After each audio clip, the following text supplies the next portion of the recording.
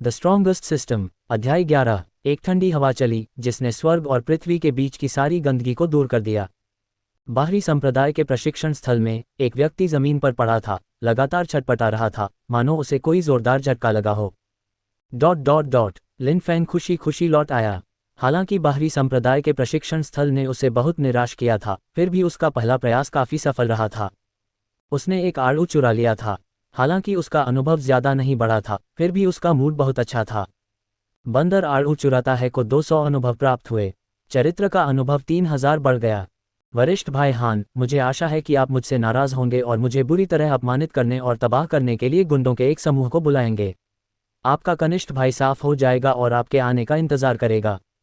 बाहरी संप्रदाय में प्रवेश करने के बाद लिन फैन को स्तर बढ़ाने के लिए पूरी ताकत लगानी पड़ी।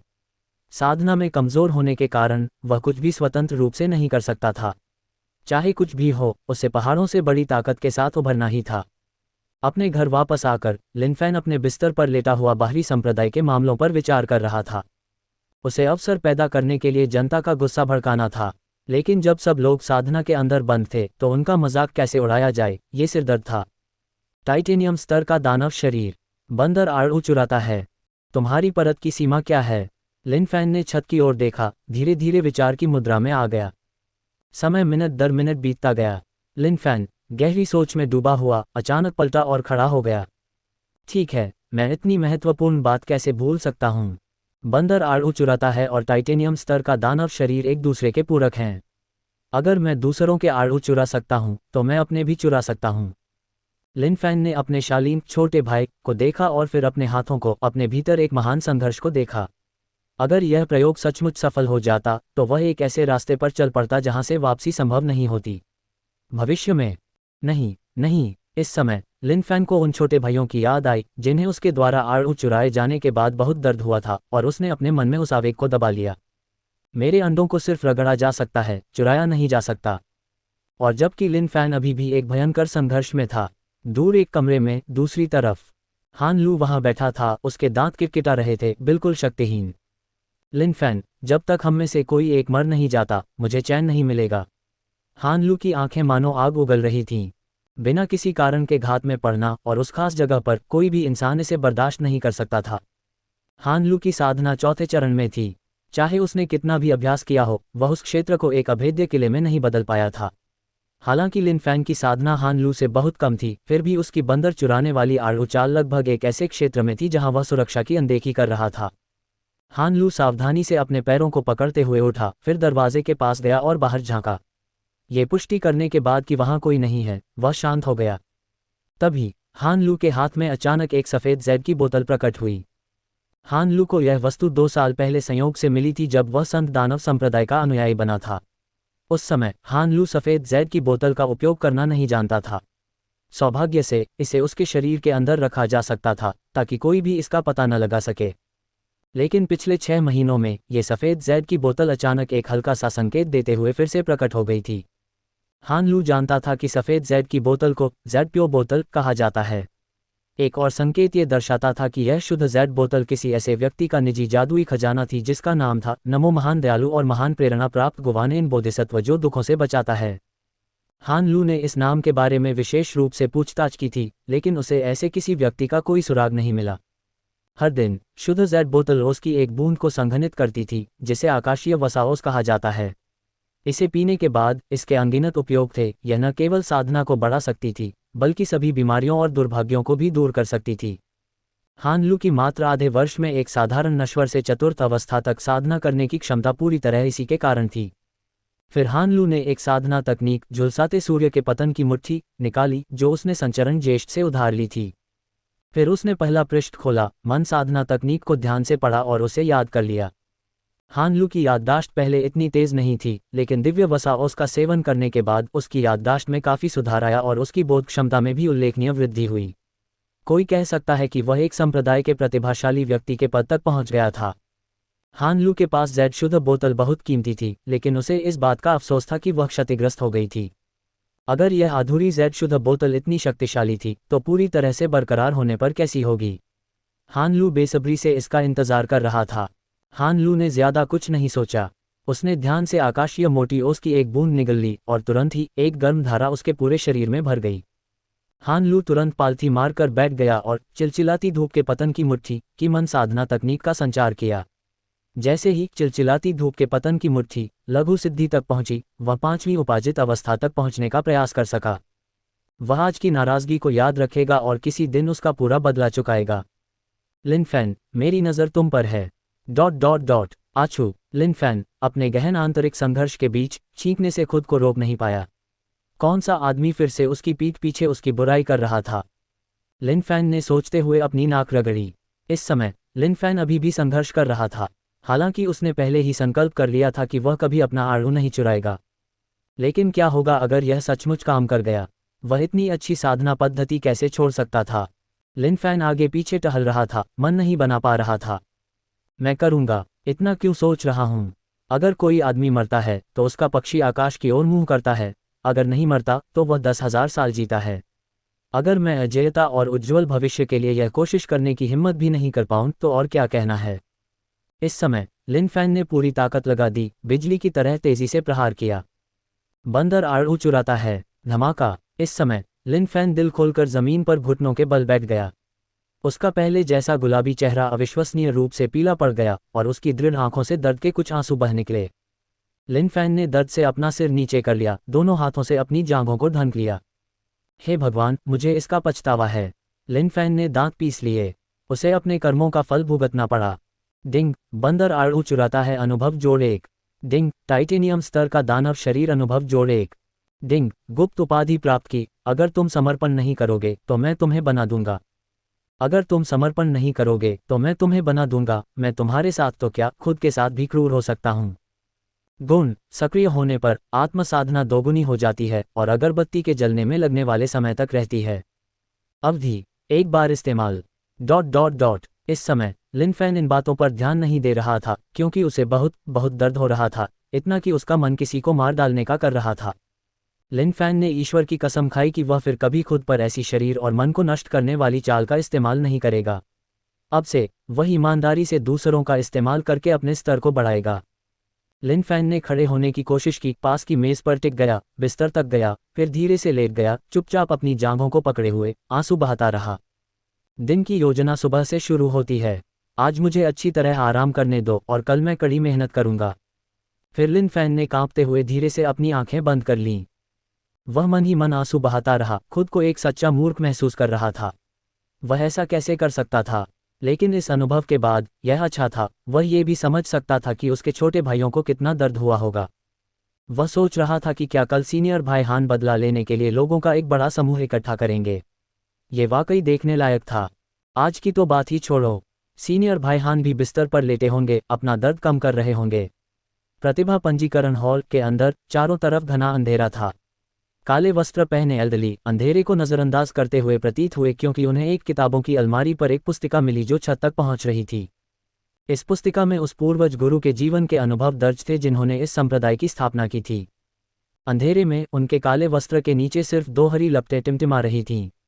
बस एल्डरली द्वारा पुस्तिका के पन्ने पलटने की सरसराहट की आवाज़ आ रही थी। ये शिष्य टाइटेनियम स्तर के दानव शरीर को इतने ऊंचे लोक तक कैसे पहुंचा सकता है? यह अभूतपूर्व है, एल्डरली ने मन ही मन बुदबुदाया। पुस्तिका में लिखा था कि टाइटेनियम स्तर का दानव शरीर एक शारीरिक शोधन साधना तकनीक है जिसे पूर्वज गुरु ने यूं ही लिख दिया था, खास तौर पर रेत के थैलों पर अभ्यास के लिए। ऐसा पहले कभी नहीं हुआ था कि किसी ने इसे इस हद तक साधना की हो। ... अगले दिन लिन फैन पलटा और सबसे पहले उसने अपनी पैंट खोलकर जांच की। अपने छोटे भाई को जिंदा और सुरक्षित देखकर लिन फैन को राहत मिली। अब से लिन फैन ने वादा किया कि वह फिर कभी ऐसा काम नहीं करेगा, ये जान के लिए खतरा था।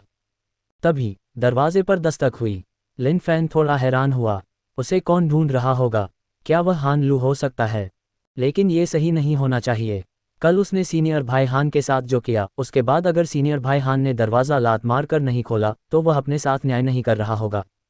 लिन फैन ने ज़्यादा सोचा नहीं, खुद को साफ किया और दरवाज़ा धक्का देकर खोल दिया। ओह, आप कौन हैं? लिन फैन ने अपने सामने वाले व्यक्ति की ओर थोड़ा उलझन में देखा। चेहरा अपरिचित सा था। मैं आपके बगल में रहता हूँ। आप जूनियर भाई लिन ही होंगे, नए बाहरी संप्रदाय के शिष्य हैं ना? वह व्यक्ति मुस्कुराया। लिन फैन को ऐसे देखा जैसे कोई बड़ा भाई छोटे भाई को देखता है। ओह, तो ये सीनियर भाई हैं। आइए आइए सीनियर भाई, कृपया अंदर आइए। लिन फैन तुरंत खुश हो गया। अनुभव उसके दरवाजे पर पहुंचाया जा रहा था। हाँ, जूनियर भाई लिन बहुत विनम्र हैं। सीनियर भाई नी ने कल मुझे जूनियर भाई लिन का ध्यान रखने का निर्देश दिया था। अभी बाहरी संप्रदाय के लिए भोजन का समय है। जूनियर भाई लिन बाहरी संप्रदाय में नए होने के कारण शायद नहीं जानते कि कहाँ जाना है, इसलिए मैं आगे चलूंगा। यिन मोचेन ने लिन फैन की ओर देखा, यह महसूस करते हुए कि यह नया बाहरी संप्रदाय का जूनियर भाई बहुत अच्छा इंसान है, दूसरों के प्रति बहुत उत्साही है। अगर भविष्य में मौका मिले तो उन्हें और बातचीत करनी चाहिए। ठीक है, तो मैं बड़े भाई को परेशान करूंगा, लिन फैन ने खुशी से कहा। रास्ते में लिन फैन ने कई विषयों पर बातचीत की और यिन मोचेन ने हर सवाल का जवाब दिया। बड़े भाई यिन, ये कैफेटेरिया काफ़ी बड़ा है। तभी लिन फैन ने चारों ओर देखा और लोगों का एक समुद्र देखा और हर व्यक्ति के सिर के ऊपर उसकी साधना रैंक तैर रही थी। लिन फैन की नज़र में ये सभी अनुभव बिंदु थे। छोटे भाई लिन, सभी बाहरी संप्रदाय के अनुयायी यही भोजन करते हैं, इसलिए भोजन क्षेत्र स्वाभाविक रूप से बहुत बड़ा है, यिन मोचेन ने समझाया। ओह, बाद में यिन मोचेन के मार्गदर्शन में लिन फैन ने कैफेटेरिया के सर्विंग काउंटर से भोजन का एक हिस्सा लिया। वहाँ मांस और सब्जियां थीं, काफ़ी पौष्टिक भोजन। बस उसने कभी नहीं देखा था कि ये सब्जियां किस प्रकार की हैं या ये किस प्रकार का मांस है। इसके अलावा भोजन की सुगंध इतनी सुगंधित थी कि भूख बढ़ जाती थी। लिन फैन का पेट बहुत देर से गुड़गुड़ा रहा था और अर्जित लोक में प्रवेश करने के बाद लिन फैन को भूख भी बहुत लग रही थी। उसने ज़्यादा कुछ नहीं कहा और जल्दी से सारा खाना खा लिया। जाहिर है यह कोई साधारण खाना नहीं था। लिन फैन के ये व्यंजन खत्म करने के बाद उसका अनुभव भी थोड़ा बढ़ गया। लिन फैन ने ऊपर देखा और यिन मोचेन को उसे घूरते हुए देखा। हतप्रभ, वरिष्ठ भाई, आप मुझे ऐसे क्यों देख रहे हैं? अब जब भी लिन फैन उन अजीबोगरीब निगाहों को देखता तो उसके पूरे शरीर में सिहरन सी दौड़ जाती, मानो कोई लगातार उसके पवित्र शरीर का लालच कर रहा हो। यिन मोचेन मुस्कुराया, कुछ नहीं, कनिष्ठ भाई लिन के बेतहाशा खाने ने सचमुच मेरी आंखें खोल दीं। वरिष्ठ भाई यिन, क्या हर व्यक्ति को इस खाने की सिर्फ एक ही सर्विंग मिल सकती है? लिन फैन ने पूछा। हाँ, ये सब पहले से तैयार हैं, यिन मोचेन ने मुस्कुराते हुए कहा। ये सुनकर लिन फैन तुरंत चौंक गया। अब लिन फैन की नज़र में हर कोई अनुभवी था। ताना मारने का तरीका न अपनाने से काम नहीं चलेगा। इस समय वरिष्ठ भाई यिन से पुष्टि मिलने के बाद लिन फैन ने दृढ़ता से ताना मारना शुरू कर दिया। लिन फैन ने शांति से वरिष्ठ भाई यिन का खाना अपने सामने सरकाया, फिर वरिष्ठ भाई यिन की ओर देखा, उनके गुस्से का इंतजार करते हुए। वरिष्ठ भाई यिन, मेरा पेट अभी भरा नहीं है, आप मुझे खाते हुए देख सकते हैं, लिन फैन ने कहा। इस समय लिन फैन मन ही मन सोच रहा था, वरिष्ठ भाई यिन, जल्दी करो और कुछ करो। मेज़ पलट दो और मुझे पीट दो। हालांकि आप एक अच्छे इंसान हैं, फिर भी जूनियर भाई को लेवल बढ़ाने के लिए इस पर निर्भर रहने को किसने कहा? तारांकन। लेकिन लिन फैन को यह उम्मीद नहीं थी कि सीनियर भाई यिन हंसने से पहले बस थोड़ा रुकेंगे। ठीक है, ये सीनियर भाई की गलती है। चूंकि जूनियर भाई का पेट नहीं भरा है, इसलिए सीनियर भाई का जूनियर भाई को ये खाना देना ठीक है, यिन मोचेन ने कहा। ये सुनते ही लिन फैन भड़क गया। यह लिन फैन को अचानक एहसास हुआ कि अब ताना मारना कितना मुश्किल हो गया है। आजकल लोगों को क्या हो गया है? उनके दिल इतने बड़े क्यों हो गए हैं? सीनियर भाई यिन, तो आपको भूख नहीं लगी? लिन फैन ने पूछा। भूख लगी है, यिन मोचेन ने सिर हिलाया। तो मैंने आपका खाना ले लिया और आप नाराज नहीं हैं? लिन फैन को रोने का मन हुआ। क्या वह थोड़ा सहयोग नहीं कर सकता था और उसे पीट नहीं सकता था? यिन मोचेन मुस्कुराया और सिर हिलाया, एक वरिष्ठ भाई होने के नाते मुझे अपने कनिष्ठ भाई का ध्यान रखना चाहिए। चूंकि कनिष्ठ भाई भूखा है, इसलिए स्वाभाविक रूप से वरिष्ठ भाई यही चाहेंगे कि कनिष्ठ भाई तब तक खाएं जब तक उनका पेट न भर जाए। वह हार गया। अगर अभी आसपास कोई न होता तो लिन फैन जरूर जोर जोर से रोता। बाहरी संप्रदाय में प्रवेश करने के बाद उसे जितने भी लोग मिले वे सब ऐसे क्यों थे? इतने सारे संतों के होते हुए भविष्य में वह कहाँ ताना मारने जाएगा? वरिष्ठ भाई, मुझे अब भूख नहीं है, ये लो आपका खाना वापस। लिन फैन ने अपने सामने रखा खाना पीछे धकेल दिया। कनिष्ठ भाई, अगर आपको सचमुच भूख लगी है तो वरिष्ठ भाई ठीक हैं, यिन मोचेन ने कहा। कोई ज़रूरत नहीं, लिन फैन ने सिर हिलाया। ... तभी सामने से मेज़ थपथपाने की आवाज़ आई। मुझे अपना खाना दो। लिन फैन ने आवाज़ की दिशा में देखा और देखा कि एक हट्टा कट्टा आदमी पहाड़ की तरह खड़ा किसी और का खाना छीन रहा है। वरिष्ठ भाई, यह मेरा है। भीड़ में से एक मीठी घंटी जैसी आवाज़ आई। आवाज़ से अंदाज़ा लगाया जा सकता था कि यह कोई लड़की होगी। अब यह मेरा है, इसके बारे में आपका क्या कहना है? लिन फैन इस पल उठ खड़ा हुआ, उसका दिल खुशी से भर गया। उसने आखिरकार किसी ऐसे व्यक्ति को देखा। लिन फैन को यकीन नहीं हो रहा था कि 8,000 से ज्यादा बाहरी संप्रदाय के शिष्यों के बीच कोई घमंडी आदमी नहीं होगा। कनिष्ठ भाई लिन, परेशानी मत करो, वह वरिष्ठ भाईजी का आदमी है, यिन मोचेन ने थोड़ी आशंका के साथ कहा। यह सुनकर लिन फैन तुरंत खुश हो गया। यह कोई ऐसा व्यक्ति था जिसके पास समर्थन था। शाबाश, वरिष्ठ भाई यिन, ये वरिष्ठ भाईजी कौन है? लिन फैन ने पूछा। वह बाहरी संप्रदाय के 10 उत्कृष्ट शिष्यों में से एक है, वरिष्ठ भाई मिंग के समकक्ष। बाहरी संप्रदाय में उसका दर्जा कुलीन है। ये व्यक्ति यी जोंगटियन का अधीनस्थ है। हालांकि बाहरी संप्रदाय में ऐसी बातें आम नहीं हैं, फिर भी ये अनसुनी नहीं हैं। कनिष्ठ भाई, वरिष्ठ भाई की सलाह सुनो, दूसरों के काम में दखल मत दो, यिन मोचेन ने चेतावनी दी। ओह, लिन फैन ने सिर हिलाया। यिन मोचेन ने भी राहत की सांस ली। उसे डर था कि कनिष्ठ भाई लिन, एक नवजात बछड़ा होने के नाते, बाघ से नहीं डरेंगे और न्याय की रक्षा के लिए हस्तक्षेप करेंगे। हालांकि संप्रदाय ने निजी द्वंद्वयुद्धों पर सख्त पाबंदी लगा दी थी, लेकिन जहां भी लोग होते थे वहां हितों का टकराव होता था और उन्हें रोकना असंभव था। लेकिन जब यिन मोचेन ने ऊपर देखा तो उसने पाया कि कनिष्ठ भाई लिन सचमुच उसी तरफ चल रहे थे। वह इतना हैरान हुआ कि उसने जल्दी से कुछ कौर खाना उठाया और उसके पीछे चल दिया। कनिष्ठ भाई लिन क्या करना चाह रहे थे? वह दूसरों के काम में बिल्कुल भी दखल नहीं दे सकते थे। इस समय भीड़ में कई बाहरी संप्रदाय के शिष्य अपनी जगह पर बैठे थे या वहीं खड़े होकर अपने सामने घट रही स्थिति को देख रहे थे, मानो कोई दर्शक खरबूजे के बीज चबा रहा हो। कुछ लोग फुसफुसा रहे थे, कुछ सेकंड के लिए चुपचाप इस बदकिस्मत कनिष्ठ बहन के लिए विलाप कर रहे थे। वे सभी अपने सामने खड़े व्यक्ति को पहचान गए। यी जोंगटियन का छोटा भाई, जो बाहरी संप्रदाय के 10 उत्कृष्ट शिष्यों में से एक था, जो आमतौर पर घमंडी और दबंग था और दूसरों को धमकाने में माहिर था। मैं आज तुम्हारा ले रहा हूं, तुम इसके बारे में क्या करोगे? वांग तियानफेंग हट्टा कट्टा था और उसे समझ नहीं आ रहा था कि महिलाओं का सम्मान और सुरक्षा कैसे की जाती है। अगर कोई साधारण इंसान होता तो इतनी प्यारी और खूबसूरत छोटी बहन को देखकर वह उस पर हाथ कैसे उठा सकता था? वे तो उस पर लाड़ प्यार करने में ही व्यस्त रहते। लिन फैन ने अंदर का माहौल देखा। उसने पहले भी कई खूबसूरत औरतें देखी थीं, लेकिन ये तंग की गई छोटी बहन वाकई बेहद खूबसूरत थी। लिन फैन ने अभी अभी खाना खत्म किया था। मांस और सब्जियां, ये सब अनुभव बढ़ाने वाले थे। जाहिर है कि ये कोई साधारण खाना नहीं था। ऐसे साधनावर्धक भोजन स्वाभाविक रूप से दूसरों की लालची निगाहों को आकर्षित करते थे। ये हट्टा कट्टा आदमी शायद इसी वजह से किसी आसान शिकार की तलाश में था। तुम? फैन युक्सिन ने अपने मोती जैसे दांतों को कसकर भींच लिया। उसकी बर्फीली आंखें सामने खड़े हटे कट्टे आदमी पर टिकी थीं, फिर भी वह बेबस थी। हम? हट्टा कट्टा आदमी, वांग तियानफेंग तिरस्कार से बोला, किसी बड़े भाई जैसी उदारता का जरा भी आभास नहीं था। नीमिंग्यांग या यिन मोचेन की तुलना में वह बिल्कुल अलग था। आसपास के बाहरी संप्रदाय के शिष्य ये स्थिति देखकर चुप रहे। हालांकि कनिष्ठ बहन सुंदर और आकर्षक थी, फिर भी उन्होंने वांग तियानफेंग को उकसाने की हिम्मत नहीं की। इस समय हान लू भीड़ के बीच खड़ा था और शांत और अविचल भाव से स्थिति को देख रहा था। साधना का मार्ग योग्यतम की उत्तरजीविता है, केवल शक्तिशाली बनकर ही कोई सफल हो सकता है। हान लू ने अपने हाथ भींच लिए, फिर सिर नीचे करके जाने की तैयारी की। रुको! तभी पूरे कैफेटेरिया में एक क्रोधित चीख गूंजी, जिससे सभी असमंजस में उस आवाज के स्रोत की तलाश करने लगे। हान लू, जो जाने ही वाला था, अपनी जगह पर रुक गया, क्योंकि आवाज कुछ जानी पहचानी थी। यही है। जब हान लू उस व्यक्ति के पास पहुंचा तो उसका शांत भाव अचानक बर्फ से ढक गया, मानो उसके मन में गहरी नफरत भरी हो। लिन फैन ने वांग तियानफेंग अधिग्रहित चरण 6 की ओर देखा।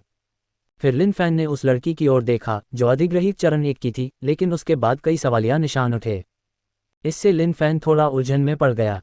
इसका क्या मतलब था? लेकिन अब इन सब बातों का कोई मतलब नहीं था, क्योंकि लिन फैन मजाक उड़ाने ही वाला था। उसे बहुत सारा अनुभव बुला रहा था। चाहे कुछ भी हो, उसे यह हंगामा खड़ा करना ही था। तुम कौन हो? वांग तियानफेंग ने किसी को हंगामा खड़ा करते देख गुस्से से दहाड़ा। लिन फैन ने वांग तियानफेंग को तिरछी नजर से देखा, फिर हाथ हिलाकर मेज पर कूद गया और जोर जोर से गालियां देने लगा। अपने डरपोक रूप के साथ तुम अभी भी एक वरिष्ठ भाई हो, केवल कनिष्ठ भाइयों और कनिष्ठ बहनों को धमकाते हो। मुझे तुम पर शर्म आती है, कमीने, निकम्मे, बेवकूफ। लिन फैन ने बेतहाशा गालियां दी और आसपास के बाहरी संप्रदाय के शिष्यों को चकित कर दिया। और शुरू में बहुत गुस्से में दिख रही फैन युक्सिन के मुंह के कोने पर अनजाने में एक ऐसी मुस्कान आ गई जिसे समझना मुश्किल था। हा, लिन फैन को वांग तियानफेंग को उसकी नाक की ओर इशारा करते हुए कोसते हुए सुनकर आसपास के बाहरी संप्रदाय के शिष्य भी हंसने लगे। लेकिन उस हंसी से लिन फैन का गला रुंध गया। तुम किस बात पर हंस रहे हो? तुम सब निकम्मे हो, मर्द होकर भी तुम एक कमज़ोर छोटी बहन को ऐसे घिनौने, बेशर्म और गंदे बदमाश द्वारा प्रताड़ित होते हुए देख रहे हो। मुझे तुम सब पर शर्म आ रही है। तुम क्या देख रहे हो? क्या तुम आश्वस्त नहीं हो? अगर हिम्मत है तो और मुझे मारो। लिन फैन ने आसपास खड़े बड़े भाइयों और छोटे भाइयों की ओर इशारा करते हुए गालियां दीं। इसी समय यिन मोचेन, जो दौड़कर वहां पहुंचा था, ने छोटे भाई लिन की बातें सुनी और डर के मारे तुरंत पीला पड़ गया। छोटे भाई, तुम अपने लिए इतनी मुश्किलें क्यों खड़ी कर रहे हो? अब तुमने सबको नाराज कर दिया है। बड़े भाई तुम्हें नहीं बचा सकते। नहीं, मुझे जल्दी से बड़े भाई नी को रिपोर्ट करना होगा, वरना सचमुच कोई बड़ी मुसीबत आ जाएगी। यिन मोचेन ने ज्यादा कुछ नहीं सोचा, वह बाहर भाग गया। इस समय यिन मोचेन की इच्छा हुई कि काश उसके और पैर होते तो वह और तेज दौड़ पाता। अल्पविराम। इस समय लिन फैन वहीं खड़ा था, उसकी आंखें थोड़ी बंद थीं, वह सांस ले रहा था। अगर मैंने तुम्हारा इतना अपमान किया है, उसके बाद भी तुम मुझ पर सामूहिक हमला नहीं करोगे, तो मैं, तुम्हारा बड़ा बाप, सचमुच तुम्हें नीची नज़र से देखूंगा। लिन फैन ने कुछ और नहीं कहा, खाने की मेज से नीचे कूद गया, फिर वांग तियानफेंग के सामने आया। क्या मुझे मारने की हिम्मत है? मैं तुम्हें नीची नज़र से देखता हूँ। लिन फैन ने वांग तियानफेंग के पहले से ही लाल हो चुके चेहरे को देखा और उसका मजाक उड़ाता रहा। आज की सफलता या असफलता इसी एक चाल पर टिकी थी। तुम मौत को दावत दे रहे हो। इस समय वांग तियानफेंग की आंखें जानलेवा इरादे से चमक उठीं और उसने लिन फैन को मुक्का मार दिया। आसपास के बाहरी संप्रदाय के शिष्य ये सोचकर हौंफने लगे कि आज शायद कोई मर जाएगा। और फैन युक्सिन भी कुछ तनाव से देख रहा था। धमाका। डिंग। टाइटेनियम लेवल डायमंड बॉडी, अनुभव जोड़ 2000। लिन फैन की वर्तमान शारीरिक शक्ति अर्जित अवस्था के 8वें स्तर पर बड़े भाई नी मिंग्यांग के पूरे जोर के मुके का सामना कर सकती थी, इसलिए स्वाभाविक रूप से उसने वांग तियानफेंग के मुके को अपनी आंखों में नहीं डाला। अपने अनुभव को फिर से बढ़ता हुआ महसूस करते हुए लिन फैन मुस्कुराए बिना नहीं रह सका। लेकिन जैसे ही लिन फैन अगले हमलों का इंतजार कर रहा था, उसने पाया कि वांग तियानफेंग वास्तव में उसे सावधानी से देख रहा था। इस क्षण लिन फैन को अचानक एहसास हुआ, वांग तियानफेंग ने पूरे जोर का मुक्का मारा था और वह अभी भी वहीं खड़ा था, मानो कुछ हुआ ही न हो। केवल एक मूर्ख ही यहाँ समस्या को नहीं देख सकता।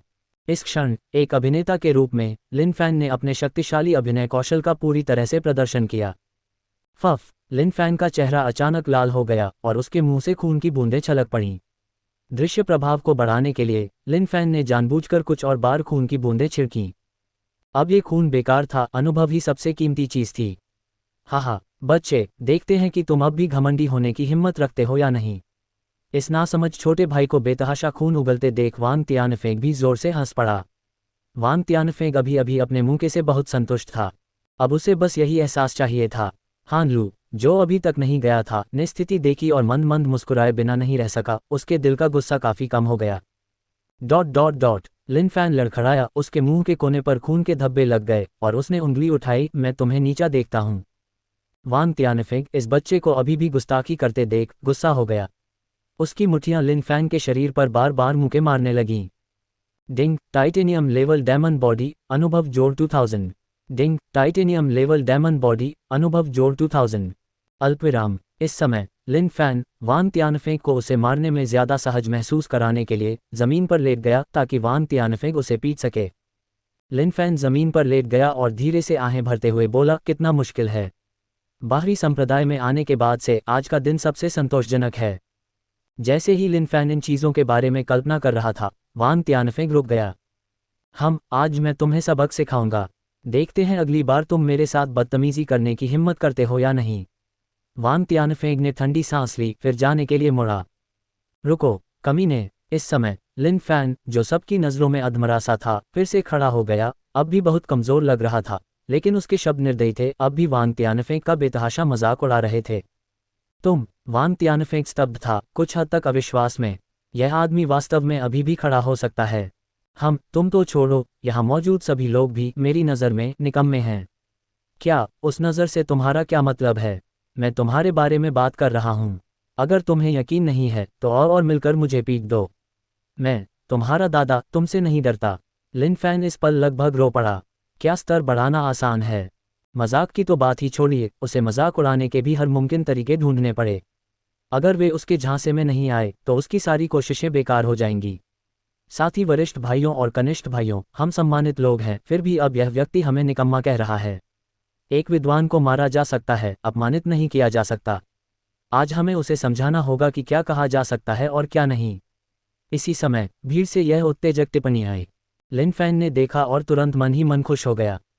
पता चला कि लहरों को उभारने वाला नायक वरिष्ठ भाई हान लू था। लिन फैन बहुत खुश हुआ। वरिष्ठ भाई हान, आज आपकी दयालुता के लिए कनिष्ठ भाई आपको भविष्य में जरूर अच्छी तरह से चुकाएंगे।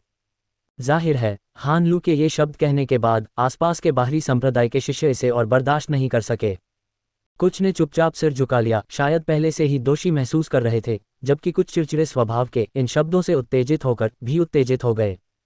अल्पविराम। इस समय लिन फैन खुशी से झूमते हुए जमीन पर आज्ञाकारी ढंग से लेटा हुआ था। आज की लय अच्छी तरह से नियंत्रित थी। डिंग, टाइटेनियम स्तर का दानव शरीर अनुभव जोड़ 1000। डिंग, टाइटेनियम स्तर का दानव शरीर अनुभव जोड़ 5000। डिंग, बधाई हो, तुम्हारा टाइटेनियम लेवल का दानव शरीर अब ऊपर आ गया है। ये संदेश सुनकर लिन फैन खुशी से मुस्कुरा उठा। कड़ी मेहनत का फल जरूर मिलता है, अगर वह मेहनत करता रहेगा तो उसे जरूर फल मिलेगा। वरिष्ठ भाइयों, जल्दी रुको, लगता है उसकी उम्र ढल रही है। जैसे ही लिन फैन अपनी खुशी में डूबा, पास में ही एक बाहरी संप्रदाय का शिष्य चिल्लाया। क्या, हम आवेग में थे? हम सब साथी शिष्य हैं, हम ऐसा कैसे कर सकते हैं? इसे जल्दी से इलाज के लिए भेजो, हम कोई बड़ी घटना नहीं होने दे सकते। हान लू पास ही खड़ा सब कुछ देख रहा था, उसके होठों पर मुस्कान थी। अगर यह आदमी सचमुच मर गया तो वह इसी लायक था। तभी लिन फैन जल्दी से चिल्लाया और मजाक उड़ाया, अरे कमीने, क्या तुम्हें लगता है कि तुम मुझे मार डालोगे? तुम बस अपनी ही तारीफ कर रहे हो। मैं तुम्हें नीचा देखता हूं और मैं तुम्हें नीचा देखता हूं। हान लू, जो मुस्कुरा रहा था, अचानक अपना चेहरा बदल लिया, थोड़ा हैरान और अविश्वास से भरा हुआ। इतना सब करने के बाद भी वह ठीक था। ये तो नामुमकिन था। अरे, तुम अब भी सख्त बातें करते हो कमीने। बाहरी संप्रदाय के शिष्य, जिन्होंने उस पर हाथ डाला था, ये देखकर कि इस व्यक्ति को कोई पछतावा नहीं है और वह उनका मजाक उड़ाता रहता है, क्रोधित हो गए और फिर से हमला करने लगे। डिंग, टाइटेनियम स्तर का दानव शरीर अनुभव जोड़ 2000। डिंग, टाइटेनियम स्तर का दानव शरीर अनुभव जोड़ 3000। डिंग, टाइटेनियम स्तर का दानव शरीर अनुभव जोड़ 1000।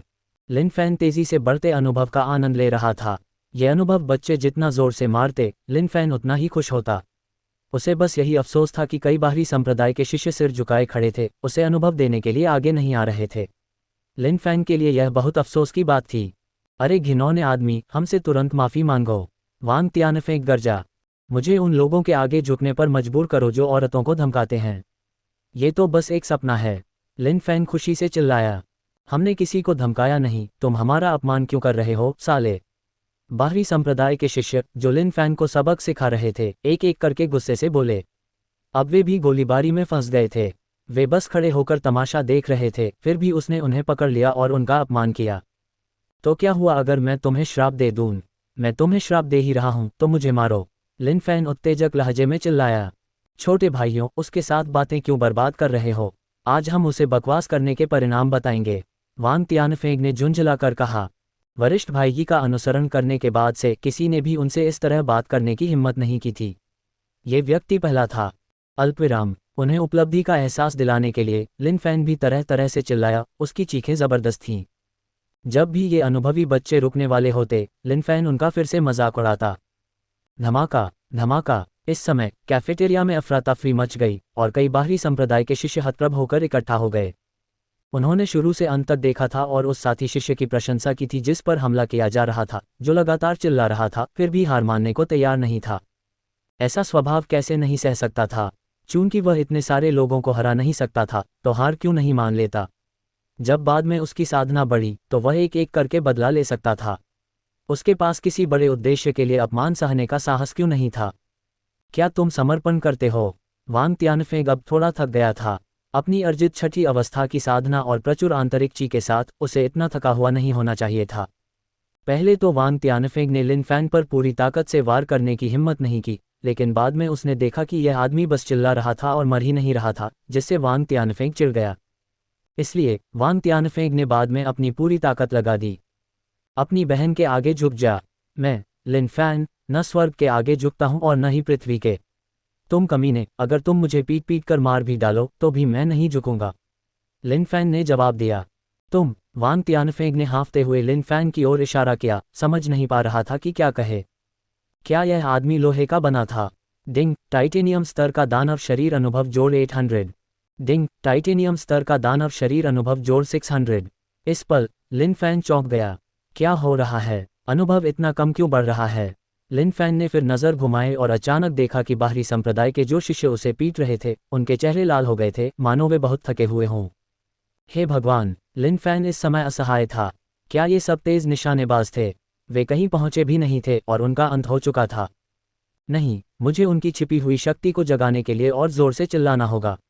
अगर अनुभव इतना धीरे धीरे बढ़ता रहा तो मैं कब आगे बढ़ पाऊंगा? आह, बहुत दर्द हो रहा है, मैं मरने वाला हूं। तुम कमीने, मैं तुम्हारे आगे कभी नहीं झुकूंगा। तुम कमीने जो औरतों को धमकाते हो। Dot dot dot dot dot dot. Fan Yuxin ने भीड़ से घिरे उस व्यक्ति की ओर देखा जो उसके लिए खड़ा था। उसकी कोमल आंखों में हत्या की एक झलक दिखाई दी। जैसे ही वह बोलने वाली थी, फैन युक्सिन की नज़र बाहर की ओर गई। रुको! कनिष्ठ शिष्य यिन की बात सुनकर नीमिंग्यांग दंग रह गया, फिर दौड़कर उसके पास गया।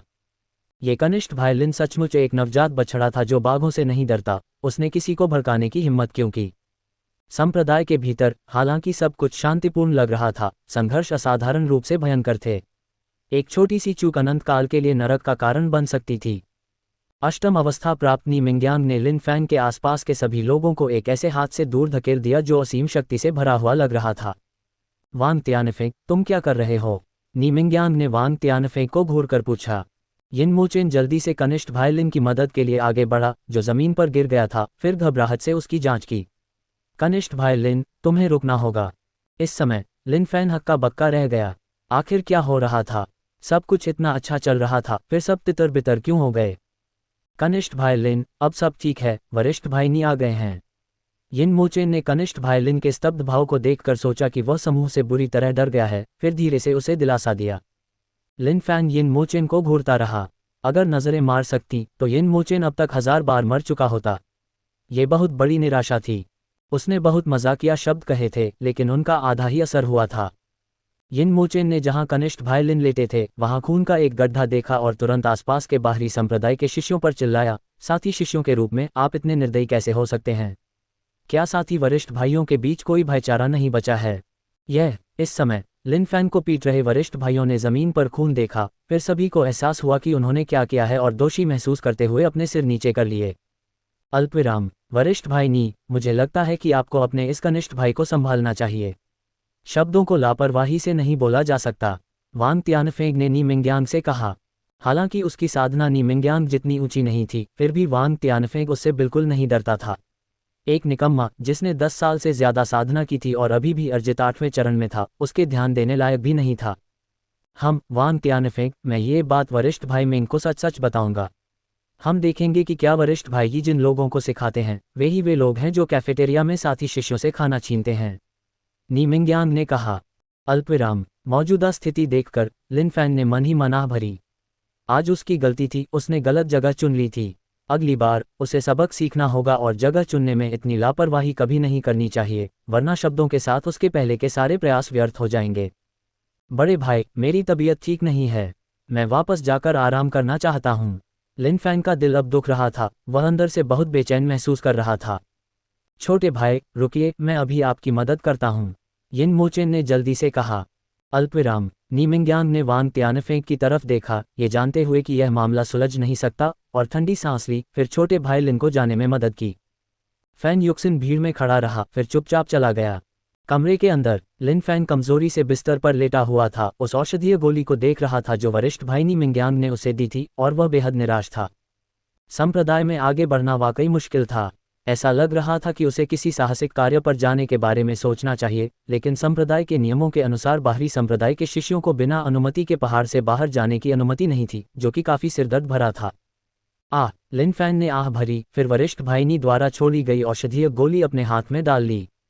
डिंग। औषधीय गोली, कायाकल्प गोली की खोज की। सेवन के बाद अनुभव जोड़ 50। कायाकल्प गोली, संत दानव संप्रदाय की एक सामान्य औषधीय गोली, नीली सुगंध घास से परिष्कृत। लिन फैन ने फिर आह भरी, फिर औषधीय गोली अपने मुंह में डाली और उसे चबाने लगा। इसके बाद लिन फैन ने अपना डेटा पैनल खोला। नाम लिन फैन। श्रेणी 11। द्वितीय चरण में अर्जित अनुभव 7005000। साधना तकनीक टाइटेनियम स्तर का दानव शरीर 19वीं परत 6000/20 लाख। बंदर आड़ू चुराता है, 10वीं परत 1400/10,000। उपाधि, यदि आप सहमत नहीं हैं तो बस कर डालिए। साधना का आधार 1 गुना बढ़ जाता है, एक अगरबत्ती तक रहता है, एक बार उपयोग की उपाधि। लिन फैन को टाइटेनियम स्तर के दानव शरीर के लिए आवश्यक अनुभव को देखकर ही सिरदर्द होने लगा। 2 मिलियन अनुभव अंक। उसे नहीं पता था कि इन बाहरी संप्रदाय के शिष्यों की मार पर निर्भर रहकर इसे प्राप्त करने में कितना समय लगेगा। लिन फैन ने एक बार फिर आह भरी, फिर आंखें बंद कर लीं, आराम करते हुए, रात में फिर से काम करने की तैयारी में। उसे पता ही नहीं चला कि कितना समय बीत गया था। लिन फैन ने अपनी नाक के सिरे पर बस एक हल्की सी खुशबू महसूस की और इस खुशबू ने उसे बहुत हैरान कर दिया। वह एक हट्टा कट्टा आदमी था जिसने कभी कोलोन नहीं लगाया था, तो उसके कमरे में ये खुशबू कहाँ से आ रही होगी। अजीब अजीब। लिन फैन ने आंखें खोलीं। कमरे में कोई नहीं था, भूत भी नहीं। ये हल्की सी खुशबू कहाँ से आए? क्या ऐसा हो सकता है कि जब मैं सो रहा था तब कोई लड़की चुपके से मेरे कमरे में घुस आई हो, मेरी पैंट नीचे कर दी हो, मेरे छोटे भाई को सहलाया हो और सब कुछ उलट पुलट कर दिया हो? ये सोचकर लिन फैन थोड़ा डर गया। फिर उसने अपनी जांघों की जांच की। शुक्र है कि वह सही सलामत थी, किसी ने उस पर हमला नहीं किया था, वरना उसे समझ नहीं आता कि किससे रोए। लिन फैन ने बिस्तर के पास रखी जैड की बोतल उठाते हुए फिर से कहा, यह क्या चीज़ है? जैड की बोतल साधारण थी, बिना किसी बनावट के जिससे यह बताना नामुमकिन था कि यह किस तरह का खजाना है। लिन फैन ने उसे उठाया और हिलाया। बोतल अंदर से खटखट की, मानो उसमें कुछ रखा हो। लिन फैन को याद आया कि सोने से पहले ये चीज़ उसके बिस्तर के पास नहीं थी, तो इसे वहां किसने रखा था? लिन फैन उठा, दरवाज़ा खोला और बाहर घना अंधेरा था, कोई नज़र नहीं आ रहा था। कुछ समझ न आने पर लिन फैन कमरे में वापस आया, फिर बिस्तर के पास बैठकर कुछ देर सोचता रहा। कोई कारण न पाकर लिन फैन ने जैड की बोतल की सामग्री उड़ेल दी। एक सुनहरी, सुगंधित औषधीय गोली। बस एक ही सूंघने से उसे ताजगी महसूस हुई। डिंग, बधाई हो, तुमने सेंट ग्रेड औषधीय गोली सुप्रीम पिल खोज ली है। सेवन के बाद अनुभव जोड़ 4 मिलियन। सर्वोच्च गोली, दर्जनों पदार्थों से परिष्कृत, जिनमें 9 पाताल लोकों के 10,000 साल पुराने बर्फ के क्रिस्टल और 10,000 साल पुराने याव जानवरों का सार शामिल है। विशेष प्रभाव, 10,000 साल की अद्वितीय योग्यता और बोध क्षमता प्राप्त करें। इस समय लिन फैन, जो काफी नींद में था, ने अचानक अपनी आंखें चौड़ी कर लीं। हे भगवान, ये कैसी औषधीय गोली थी? यह इतनी शक्तिशाली कैसे हो सकती है? 4 लाख अनुभव। हे भगवान, 4 लाख अनुभव। इस समय लिन फैन को ऐसा लग रहा था जैसे वह पागल हो रहा है। ये बिल्कुल आसमान से गिरती हुई पाई जैसा था। लिन फैन, जिसे तुरंत ताकतवर बनने की जरूरत थी, ने बिना कुछ कहे सीधे औषधीय गोली अपने मुंह में डाल ली और उसे जोर जोर से चबाने लगा। ये थोड़ी सख्त है, इसे चबा नहीं सकते। मैं इस बुराई पर यकीन नहीं कर सकता। इसे भूल जाओ, शायद इसे पूरा निगल जाना ही बेहतर है। डिंग, सेंट ग्रेड औषधीय गोली सुप्रीम पिल खाली, अनुभव जोड़ 4 मिलियन। इसी समय लिन फैन ने अपने शरीर में चीका एक अदम्य उभार महसूस किया, मानो वह फूट पड़ने ही वाला हो। डिंग, अनुभव स्तर बढ़ाने वाली साधना तकनीक का फंक्शन पैनल खुल रहा है। उसका पहले से फूला हुआ शरीर अचानक सामान्य हो गया। लिन फैन स्तब्ध रह गया, थोड़ा हतप्रभ। फिर उसने डेटा पैनल उठाया और ध्यान से उसकी जांच की। नाम, लिन फैन। रैंक 11। द्वितीय चरण अर्जित। अनुभव 7005000। संग्रहित अनुभव 4 मिलियन। पात्र रैंक बढ़ा सकते हैं, साधना तकनीक रैंक बढ़ा सकते हैं। साधना तकनीक, टाइटेनियम स्तर का दानव शरीर, 19वीं परत 6000/20 लाख। बंदर आड़ू चुराता है, 10वीं परत 1400/10,000। शीर्षक, यदि आप सहमत नहीं हैं तो बस कर डालो। साधना आधार 1 गुना बढ़ जाता है, एक अगरबत्ती तक रहता है, एक बार उपयोग करने का शीर्षक। लिन फैन ने अतिरिक्त 4 मिलियन अनुभव बिंदुओं को देखा और किसी से भी ज्यादा चमकदार ढंग से मुस्कुराया, जैसे कोई सूरजमुखी हो। उसकी साधना अभी भी द्वितीय चरण अर्जित स्तर पर थी, जो थोड़ा असहनीय था। एक प्रभावशाली क्यूई से भरपूर व्यक्ति होने के नाते वह इतनी कम साधना क्षमता को कैसे सहन कर सकता था? नहीं, मुझे अपग्रेड करना ही होगा। डिंग, बधाई हो, पात्र 12वें स्तर पर है, तीसरे चरण का अधिग्रहण कर लिया है। डिंग, बधाई हो, पात्र 13वें स्तर पर है, चौथे चरण का अधिग्रहण कर लिया है। डिंग, बधाई हो, पात्र 14वें स्तर पर है, 5वें चरण का अधिग्रहण कर लिया है। लिन फैन ने तेजी से क्लिक किया, मानो वह देवताओं और बुद्धों का वध कर रहा हो। अजय, कोई भी लिन फैन की प्रगति में बाधा नहीं डाल सकता था। डिंग, अनुभव की कमी, अपग्रेड करने में असमर्थ। लिन फैन, जो बड़ी संतुष्टि से क्लिक कर रहा था, अचानक ठिठक गया। उसे कुछ अविश्वास हुआ। वह भी केवल 9वें चरण का अधिग्रहण ही कर पाया था और वह अब और अपग्रेड नहीं कर सकता था। क्या ये कोई घोटाला था? जब लिन फैन ने ध्यान से देखा तो उसने पाया कि 9वें चरण के अधिग्रहण से सहज तक पहुंचने के लिए वास्तव में 10 मिलियन अनुभव अंकों की आवश्यकता होती है। इस पल लिन फैन हक्का बक्का रह गया। क्या ये वाकई इतना डरावना था? हालांकि लिन फैन ने ज्यादा ध्यान नहीं दिया था, लेकिन ऐसा लग रहा था कि अर्जित 8वें चरण से अर्जित 9वें चरण में अपग्रेड करने के लिए सिर्फ लगभग 2 लाख अनुभव अंक चाहिए। यहाँ यह अचानक 10 लाख कैसे हो गया? यह अगर इस सिस्टम में ग्राहक सेवा होती तो लिन फैन जरूर इसकी शिकायत करता, जोरदार शिकायत करता। ये पूरी तरह से एक घोटाला था। बचे हुए 2 लाख से ज्यादा अनुभव अंक देखकर लिन फैन को समझ नहीं आ रहा था कि क्या कहे। छोड़ो भी, बाकी का इस्तेमाल मैं अपनी साधना तकनीक को अपग्रेड करने में करूंगा। पलक झपकते ही अर्जित 9वें चरण का विशेषज्ञ बन जाना बहुत अच्छी बात है। अगर दूसरों को पता चलता तो वे जरूर खून थूकते और मर जाते। हे डिंग, बधाई हो, टाइटेनियम लेवल के दानव शरीर का लेवल बढ़ गया है। डिंग, बधाई हो, टाइटेनियम लेवल का दानव शरीर लेवल 20 पर पहुंच गया है। साधना तकनीक अमर दानव शरीर तक पहुंच गई है। डिंग, अमर दानव शरीर पहली परत 0/30 लाख। टाइटेनियम लेवल के दानव शरीर को अमर दानव शरीर की ओर बढ़ते देखकर लिन फैन का दिल लगभग उछल पड़ा। वास्तव में साधना तकनीक स्वचालित रूप से आगे बढ़ सकती है और देखने में तो यह अनंत रूप से आगे बढ़ रही होगी। अगर उसके पास पर्याप्त अनुभव होता तो वह भविष्य में एक मोबाइल टैंक होता। फिर लिन फैन ने अपना सारा बचा हुआ अनुभव सीधे बंदर चुराने वाले आड़ू में डाल दिया। हालांकि मन की स्टीव स्पीच एक बहुत ही घटिया साधना तकनीक थी, लिन फैन एक उदासीन व्यक्ति था। मन की स्टीव स्पीच ने उसके लिए बहुत बड़ा योगदान दिया था। एक विवेकशील व्यक्ति होने के नाते वह इसे कैसे त्याग सकता था? भविष्य में उसे मन की स्टीव स्पीच को आगे बढ़ाना होगा और दुनिया को हिला देना होगा। डिंग, बधाई हो, मन की स्टीव स्पीच का स्तर बढ़ गया है। डिंग, बधाई हो, मन की स्टीव स्पीच का स्तर बढ़ गया है। इस समय लिन फैन बहुत संतुष्ट होकर अपने डेटा पैनल को फिर से जांचा। नाम लिन फैन, रैंक 18, 9वां चरण अर्जित अनुभव 01000, संग्रहित अनुभव 400। पात्र रैंक बढ़ा सकते हैं, साधना तकनीक रैंक बढ़ा सकते हैं। साधना तकनीक अमर राक्षसी शरीर प्रथम परत 0/30 लाख। बंदर आड़ू चुराता है 12वीं परत 1400/30,000। शीर्षक अगर आप सहमत नहीं हैं तो बस कर डालिए। साधना का आधार 1 गुना बढ़ जाता है, एक अगरबत्ती तक रहता है, एक बार इस्तेमाल करने का शीर्षक। लिन फैन संतुष्ट होकर मुस्कुराया, अपने उत्तेजित हृदय को शांत करने की पूरी कोशिश कर रहा था। लिन फैन ने ईश्वर की कसम खाई कि वह इस आकाशीय पाई के बारे में कभी किसी को नहीं बताएगा। जैसे ही लिन फैन फिर से लेटने और थोड़ी कल्पना में डूबने वाला था, उसने देखा कि बिस्तर के पास एक नोट भी रखा था। लिन फैन ने नोट उठाया, उस पर एक नज़र डाली और तुरंत बार बार सिर हिलाया। लिखावट नाजुक थी, लेकिन ये कुछ ज्यादा ही भारी क्यों लग रही थी? नहीं, वह जरूर ज्यादा सोच रहा होगा। ऐसा ही होगा। लेकिन जब लिन फैन ने नोट की सामग्री पढ़ी तो उसके चेहरे के भाव बदल गए और उसने कड़वे भाव से बुदबुदाते हुए नोट को एक तरफ फेंक दिया। हे भगवान, मैं तो पहले ही खत्म कर चुका हूं, अब कुछ कहने का क्या मतलब है? ... इसी समय अंधेरी रात के आसमान में 2 चमकदार आंखें आसमान के तारों की तरह चमक रही थीं, चकाचौंध और मनमोहक। अरे यार, ये खाने के लिए नहीं है। अगले दिन लिन फैन संत दानव संप्रदाय के बाहरी संप्रदाय के शिष्यों के गतिविधि क्षेत्र में घूम रहा था। आज बाहरी संप्रदाय के मूल्यांकन शिष्यों के मूल्यांकन का दिन था, जो संत दानव संप्रदाय के लिए एक अपेक्षाकृत महत्वपूर्ण घटना थी।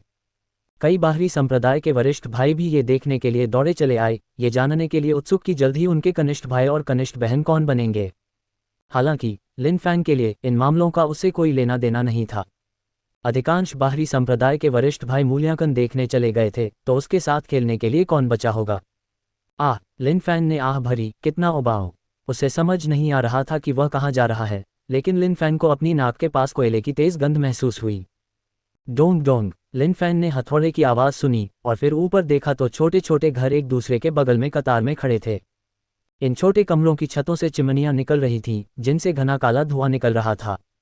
लिन फैन ने भौहें चढ़ाईं, ये साफ तौर पर पर्यावरण को नष्ट करने वाले लोगों का एक समूह थे। हालांकि लिन फैन ने ऐसा सोचा था, फिर भी वह खुशी खुशी आगे बढ़ गया। यही वह जगह थी जहां बाहरी संप्रदाय के शिष्यों को उनके जाली हथियार मिलते थे।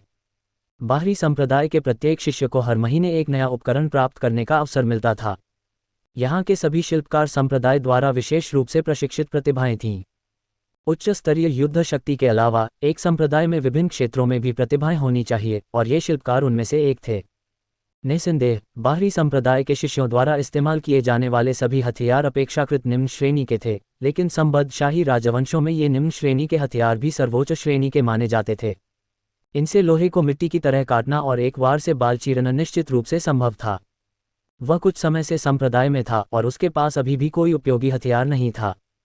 चूंकि वह यहाँ था, इसलिए स्वाभाविक रूप से उसे एक अच्छा हथियार चाहिए था।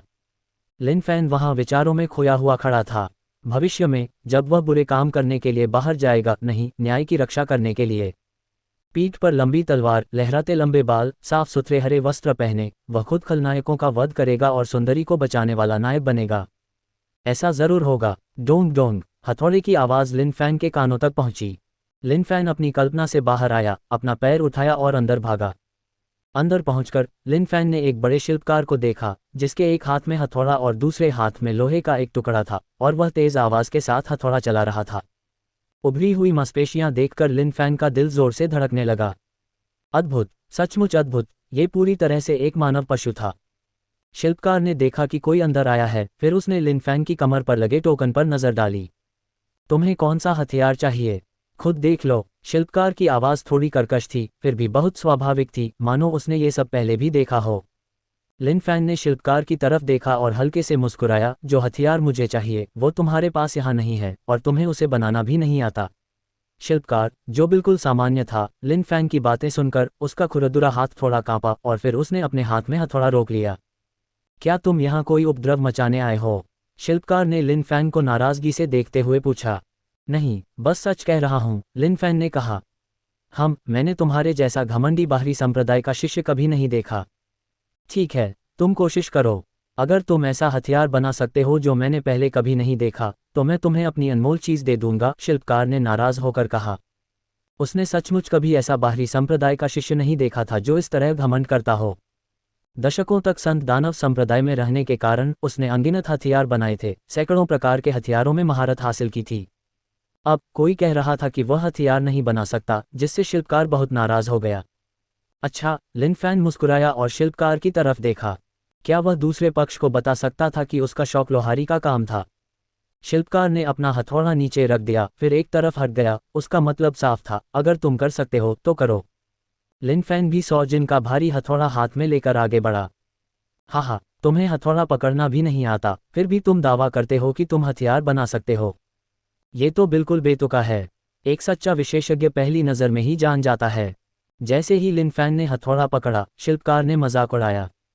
लिन फैन ने उसकी तरफ आंखें घुमाईं। यह मेरी खास गुप्त तकनीक है, समझे? तुम जो कर रहे हो वो बिल्कुल नौसिखियों का काम है। लोहारगिरी एक कला है, 10 साल से ज्यादा अभ्यास के बिना कोई इसमें महारत हासिल नहीं कर सकता। तुम तो ऐसे भी कोई अच्छा हथियार नहीं बना सकते, तुम्हें तो। लिन फैन की नज़र में ये कारीगर एक बकबक करने वाला लग रहा था। वह अब लगातार भाषण दे रहा था, मानो लिन फैन के सामने अपना ज्ञान दिखा रहा हो। लिन फैन आमतौर पर ऐसे लोगों से घृणा करता था। ये लोग जो अपने ज्ञान का दिखावा करते थे और जरा भी विनम्र नहीं थे, सचमुच घृणित थे। डिंग, पेशा, शिल्पकार सक्रिय। डिंग, शिल्पकार स्तर 1 O10। शिल्पकार, दुनिया की सभी चीज़ों का उस्ताद, जो कुछ भी देखता है उसे विभिन्न हथियारों में बदल सकता है। इस समय लिन फैन स्तब्ध रह गया। क्या हो रहा था? इस उपपेशे का क्या मतलब था? उसने बस एक हथौड़ा पकड़ा, इस घमंडी शिल्पकार को कुछ बेतरतीब शब्द कहते सुना और उसने एक उपपेशा सक्रिय कर दिया। यह लिन फैन इस समय और कुछ नहीं कहना चाहता था। उसे लगा जैसे उसके साथ छल किया जा रहा है। जाओ, बस एक हथियार उठाओ और जल्दी से यहाँ से निकल जाओ। ये देखकर कि लिन फैन बिल्कुल नौसिखिया था, शिल्पकार कुछ और कहना नहीं चाहता था और उसने लिन फैन को जाने के लिए कहा। अब मैं लोहारी कर सकता हूँ, लिन फैन ने चुनौती भरे स्वर में जवाब दिया, ये देखते हुए कि वह पहले से ही एक शिल्पकार बन चुका था। जल्दी करो और चले जाओ, मुझे परेशान मत करो। शिल्पकार ने फिर से अपना हथौड़ा उठाया और लिन फैन को पूरी तरह से अनदेखा करते हुए हथौड़ा चलाना शुरू कर दिया। बस मुझे एक अद्वितीय दिव्य हथियार बनाते हुए देखो, लिन फैन ने मुंह बनाते हुए बुदबुदाया। हे, तुम, शिल्पकार ने तिरस्कार से कहा। लिन फैन ने शिल्पकार की ओर देखा। हे। वहां से निकलकर लिन फैन जल्दी से चला गया और अपने कमरे में लौट आया। लिन फैन इस नए उपपेशे के बारे में बहुत उत्सुक था। इस शिल्पकार के साथ क्या मामला था? क्या ऐसा हो सकता है कि जब तक कोई उसे समझाए, वह एक उपपेशा सीख सकता है?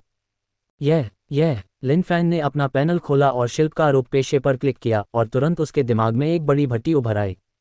ये चीज़। लिन फैन ने अपनी ठुड्डी पर हाथ फेरा, उसे लगा कि उसे इसे ध्यान से पढ़ना चाहिए। लिन फैन ने बाएं दाएं देखा, लेकिन उसे कोई अच्छी सामग्री नहीं मिली। इसी समय लिन फैन ने आंगन के कोने में कुछ फेंकी हुई ईंटें देखीं। वह जल्दी से वहां गया, एक ईंट उठाए और उसे भट्टी में फेंक दिया। डिंग, बेकार मिट्टी का ढेर बनाने के लिए बधाई, अनुभव जोड़ 1। इस समय लिन फैन ने चिपचिपी काली बेकार मिट्टी का ढेर अपने हाथ में लिया और तुरंत मुस्कुरा दिया। ये वास्तव में स्तर बढ़ा सकता है। फिर लिन फैन ने उत्सुकता से एक और ईंट उठाई। डिंग, क्षतिग्रस्त ईंट बनाने के लिए बधाई, अनुभव जोड़ 1। डिंग, बेकार मिट्टी का ढेर बनाने के लिए बधाई, अनुभव जोड़ 1। अल्पविराम। डिंग, लेवल अप करने के लिए बधाई, शिल्पकार स्तर 250। डिंग, थोड़ी घिसी हुई ईंट गढ़ने के लिए बधाई, अनुभव जोड़ 1। इस समय लिन फैन मानो किसी भूत प्रेत के वशीभूत होकर एक के बाद एक ईंटें भट्टी में डालता जा रहा था। अनुभव प्राप्त करने के अलावा उसने जो भी गढ़ा था वह या तो टूटा हुआ था या मिट्टी का ढेर। उसका दूसरा पेशा, शिल्पकार, पहले से ही चौथे दर्जे का था, फिर भी वह केवल बेकार चीजें ही गढ़ता था। लिन फैन को अपनी जिंदगी पर शक होने लगा था। क्या ऐसा हो सकता है कि अपने दूसरे पेशे को सक्रिय करने के बाद वह केवल रद्दी धातु का ढेर ही गढ़ सकता था? इसे रद्दी धातु भी नहीं कहा जा सकता था। लिन फैन हाँफते हुए अपने सामने बेकार चीजों के ढेर को देखता रहा, पूरी तरह टूटा हुआ महसूस कर रहा था। ये स्वामी इसे स्वीकार करने से इनकार करता है। लिन फैन दहाड़ा उन्मत्त अवस्था में आ गया और बेकार चीजों के ढेर को भट्टी में फेंककर फिर से इस्तेमाल किया। डिंग, सामग्री क्षतिग्रस्त और गायब हो गई। डिंग, सामग्री क्षतिग्रस्त और गायब हो गई। ऐसा कैसे हो सकता है? लिन फैन ने असहाय होकर अपने सामने खाली आंगन को देखा। पहले जो 3 दीवारें थीं वे अब पूरी तरह से गायब हो चुकी थीं, जिससे वह सीधे आर पार देख सकता था। शिल्पकार का दर्जा बढ़कर चौथा हो जाने के अलावा उसने एक भी उपयोगी वस्तु नहीं गढ़ी थी। इस क्षण लिन फैन को अपने जीवन और अपनी गढ़ाई कला पर संदेह होने लगा। यह अवैज्ञानिक था, सचमुच अवैज्ञानिक। आधुनिक समय में चाहे कुछ भी हो, वह लोहार कला का शौकीन था। ऐसा कैसे हुआ कि यहाँ वह एक भी बेकार वस्तु नहीं बना सका? दिन भर कड़ी मेहनत करने के बाद आसमान में अंधेरा छा गया था और बाहरी संप्रदाय का मूल्यांकन देखने वाले वरिष्ठ भाई और कनिष्ठ भाई भी लौट आए थे। कनिष्ठ भाई लिन, आपके आंगन की दीवारें कहाँ हैं? यिन मोचेन ने हैरान होकर पूछा जब वह अपने घर लौटा और लिन फैन का खाली घर देखा। मुझे नहीं पता। जब मैंने आंखें खोलीं तो वे गायब थीं। वरिष्ठ भाई, आज बाहरी संप्रदाय का मूल्यांकन कैसा रहा? लिन फैन ज्यादा कुछ नहीं कहना चाहता था, क्योंकि ज्यादा कहने से सिर्फ दर्द ही होगा। बहुत अच्छा, आज बहुत सारे अच्छे अंकुर निकले, जो संप्रदाय के लिए एक वरदान है। यिन मोचेन ये कहते हुए थोड़ा उत्साहित लग रहा था, लेकिन कनिष्ठ भाई लिन के कुछ उदास भाव देखकर यिन मोचेन थोड़ा चिंतित हो गया। कनिष्ठ भाई लिन, क्या आप ठीक हैं? आप इतने बुरे क्यों दिख रहे हैं? क्या हो सकता है कि आपकी पिछली चोट ठीक नहीं हुई है? धिक्कार है, वरिष्ठ भाई ये अपने आप को लेकर बहुत ज्यादा रक्षात्मक हैं और उन्होंने कोई स्पष्टीकरण नहीं दिया। कल वरिष्ठ भाई जाकर आपसे स्पष्टीकरण मांगेंगे, यिन मोचेन ने कहा। नहीं वरिष्ठ भाई, मैं थक गया हूँ, मैं पहले वापस जा रहा हूँ, लिन फैन ने सिर उचकाते हुए कहा। छोटे भाई, यिन मोचेन ने छोटे भाई लिन की ओर चिंता से देखा। उनकी पीठ थोड़ी उदास लग रही थी। क्या वह सचमुच ठीक हैं? ... लिन फैन बिस्तर पर लेटा हुआ था और धीरे से आहें भर रहा था। आज सचमुच कुत्ते का दिन था। उसकी सारी मेहनत बेकार गई। काश वह कुछ उपयोगी बना पाता तो उसका दिल खुश हो जाता। लेकिन दिन भर बेकार चीजें या गायबियां ही नजर आती रहीं, एक भी अच्छी चीज नहीं। हे भगवान, लिन फैन ने अपने सिर पर चादर खींच ली और कुछ नहीं बोला। सोने का समय हो गया। इसी समय कमरे में सन्नाटा छा गया। लकड़ी की मेज पर रखा तेल का दीपक धीरे धीरे टिमटिमा रहा था, मानो लिन फैन को जवाब दे रहा हो। आसमान और गहरा हो गया। धरती को रोशन कर रहे चांद और तारों के अलावा बाहर सब कुछ शांत और शांतिपूर्ण था। मैं इसे स्वीकार नहीं करता। लिन फैन अचानक चादर उतारते हुए उठ बैठा। सारी नींद गायब हो गई। चला गया। लिन फैन ने और कुछ नहीं कहा, उठकर कमरे से बाहर चला गया, धीरे धीरे अंधेरे में गायब हो गया। ... एक बाहरी संप्रदाय के शिष्य निवास में रोशनी तेज थी और अंदर के लोग स्पष्ट रूप से अभी तक सोए नहीं थे। कमरे के अंदर वांग त्यानफेंग हंसा जब उसने एक साधना तकनीक निकाली जो उसे आज ही वरिष्ठ भाई की झोंग्यू से मिली थी। जलता हुआ विलुप्ति ताड़। दुनिया में साधना तकनीकों को 4 श्रेणियों में विभाजित किया गया है: स्वर्ग, पृथ्वी, गहन और पीला। ये जलती हुई विलुप्ति ताड़ एक गहन श्रेणी निम्न श्रेणी साधना तकनीक थी, जो वांग त्यानफेंग के लिए एक अमूल्य साधना तकनीक थी। बाहरी संप्रदाय के शिष्य केवल पीले श्रेणी साधना तकनीकों की ही साधना कर सकते थे। गहन श्रेणी साधना तकनीकों की बात करें तो केवल आंतरिक संप्रदाय के शिष्य ही उनकी साधना कर सकते थे। वांग तियानफेंग ने उत्सुकता से साधना तकनीक खोली और अपने भीतर मन साधना तकनीक को याद कर लिया। जब तक वह जलती हुई विलुप्ति तार को पूरी तरह से समझ लेता, तब तक वह नीमिंग्यांग व्यक्ति उसका विरोधी नहीं रह जाता। नीमिंग्यांग के बारे में सोचकर वांग तियानफेंग गुस्से से भर गया। वह घृणित व्यक्ति वास्तव में उसकी शिकायत करने के लिए वरिष्ठ भाई यी के पास गया। सौभाग्य से वरिष्ठ भाई यी समझदार थे और उन्होंने उस व्यक्ति की उपेक्षा कर दी। बेशक वांग तियानफेंग भी अपने दिल में समझ गया था कि वरिष्ठ भाई यी उस आदमी पर ध्यान देने से कतरा रहे थे क्योंकि वह अभी तक उनके धर्म नेत्र में प्रवेश नहीं कर पाया था। वांग तियानफेंग ने मन साधना तकनीक के कई अंश याद कर लिए, फिर ध्यान से साधना तकनीक को अपने शरीर के पास अपनी गोद में ले लिया। वह पालथी मारकर बैठ गए और मन साधना तकनीक का संचार किया। धप धप। तभी वांग तियानफेंग ने भौहें चढ़ाईं। इतनी देर रात कौन दस्तक दे रहा था? धप धप। खटखट लगातार जारी रही। आ रहा हूँ, आ रहा हूँ। इतनी देर तक जागकर क्या कर रहे हो, सोए नहीं हो? वांग तियानफेंग बड़बड़ाया। लेकिन जब वांग तियानफेंग ने दरवाज़ा खोला तो वह दंग रह गया। बाहर कोई नहीं था। फिर उसने अपना सिर हिलाया, कुछ बार गालियां दी, दरवाज़ा बंद किया और उत्सुकता से अपने बिस्तर पर वापस बैठ गया। धप धप। इसी समय फिर से दस्तक हुई। कौन है? इस बार वांग तियानफेंग बिस्तर से नहीं उठा बल्कि अधीरता से पुकारा। ये देखकर कि बाहर वाला व्यक्ति अभी भी दस्तक दे रहा है, वांग तियानफेंग का चेहरा गुस्से से पीला पड़ गया। फिर वह बिस्तर से उठा और दरवाज़ा खोला। वांग तियानफेंग को और भी निराशा इस बात से हुई कि दरवाजे के बाहर अभी भी कोई नहीं था। कौन है? बाहर आ। आधी रात को भूत प्रेत का खेल खेल रहा है, तेरे दादा तुझे पीट पीट कर मार डालेंगे। वांग तियानफेंग ने गाली दी। अंधेरे में छिपा लिन फैंग गुस्से में भरे वांग तियानफेंग को देखकर हंस पड़ा। उसका पहले का उदास मन अब गायब हो गया था। और जब वांग तियानफेंग ने फिर से दरवाज़ा बंद किया तो लिन फैन चुपचाप आगे बढ़ा, अगले दौर के लिए तैयार। लेकिन जैसे ही लिन फैन दरवाजे पर पहुंचा, वांग तियानफेंग ने अचानक उसे खोल दिया। लिन फैन चौंक गया, साफ तौर पर हैरान। हे भगवान, ये वांग तियानफेंग अब सचमुच चालाकी करना जानता है। आहा, तो ये तुम हो, बदमाश। लगता है कल का सबक काफ़ी नहीं था। आज मैं तुम्हें दिखाऊंगा कि इसके क्या परिणाम होते हैं। ये देखकर कि यह लिन फैन था, वांग तियानफेंग ने बिना कुछ कहे तुरंत एक मुक्का मारा। बच्चे, आज रात मैं देखता हूं कि तुम्हें कौन बचा सकता है। वांग तियानफेंग अब गुस्से से लाल हो गया। इस आदमी ने उसे बार बार उकसाया था, मानो उसके धैर्य की परीक्षा ले रहा हो। धमाका। वांग तियानफेंग के पूरे गुस्से वाला एक मुक्का लिन फैन पर पड़ा। वांग तियानफेंग की राय में इस बार वह न सिर्फ घायल होगा बल्कि अपन भी हो जाएगा। डिंग, बधाई हो, अमर राक्षसी शरीर का अनुभव जोड़ 1-0। ओह, लिन फैन थोड़ा हैरान हुआ। ओह, वांग तियानफेंग को थोड़ा अविश्वास हो रहा था। वांग तियानफेंग ने अविश्वास से लिन फैन को देखा। यह आदमी कैसे ठीक हो सकता है? और लिन फैन को उम्मीद नहीं थी कि यह आदमी उसे सिर्फ 10 अनुभव अंक देगा। क्या बकवास है। अच्छा बच्चा, दादाजी ने अभी पूरी ताकत नहीं लगाई। चलो, मैं तुम्हें सहज कर देता हूँ। वांग तियानफेंग को साफ तौर पर यकीन नहीं हो रहा था कि उसके मुक्के का दूसरे पक्ष पर कोई असर नहीं हुआ। फिर वह दहाड़ा, इस आदमी को यह समझाने के लिए पूरी ताकत लगाने की तैयारी में कि उसे उकसाने के नतीजे वाकई कितने भयानक थे। लेकिन ठीक इसी पल वांग तियानफेंग का गुस्सा अचानक बदल गया, कुछ हद तक खुश, कुछ हद तक उत्साहपूर्ण। धिक्कार है, सिर्फ 10 अंक, बोरिंग। लिन फैन ने आंखें घुमाईं, फिर मुड़कर तिरस्कार से चला गया। डिंग, बधाई हो, बंदर आड़ू चुराता है, अनुभव जोड़ 1-0। डिंग, अधिग्रहित रैंक 6 वांग तियानफेंग को हराया, अनुभव जोड़ 500। तुम वांग तियानफेंग, जो पहले आभा से भरा हुआ था, अपनी जांघों को पकड़े हुए नीचे बैठ गया और उसके चेहरे पर आंसू बह रहे थे। इस क्षण उसके पूरे शरीर में गहरी उदासी की लहर दौड़ गई। लिन फैन, जब तक तुम मर नहीं जाते, मैं कभी चैन से नहीं बैठूंगा। वांग तियानफेंग ने अपनी आखिरी ताकत लगाकर दहाड़ते हुए आंसू बहाए। गंभीर अंधेरी रात में लिन फैन की धीमी सी प्रतिध्वनि सुनाई दी। सिर्फ 10 अनुभवों वाला एक कमजोर। लिन फैन थोड़ा निराश हुआ। छठे चरण के अर्जित लोक साधक वांग तियानफेंग ने उसे मारने के लिए सिर्फ 10 अनुभव अंक दिए थे। अब से वह अपना जीवन कैसे जिएगा?